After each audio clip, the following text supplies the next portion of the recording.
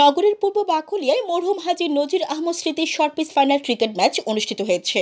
উক্ত ম্যাচে চ্যাম্পিয়ন সিনহা একাদশ ও রানার আপ বাকুলিয়া রয়্যালস। ম্যাচে পুরস্কার বিতরণ করেন চট্টগ্রাম ৯ আসনের সম্ভাব্য এমপি পদপ্রার্থী বিএনপির কেন্দ্রীয় নির্বাহী কমিটির সদস্য সমাজসেবক মাহমুদ শামসুল আলম।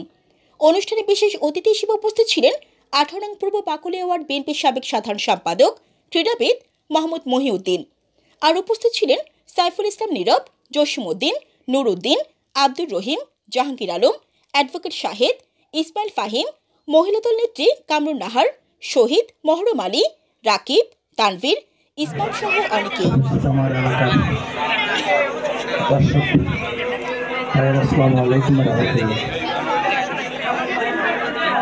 আমরা আসলে উভয় দলের খেলা দেখেছি, ভালোই লাগলো।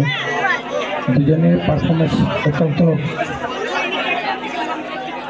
খুবই ভালো।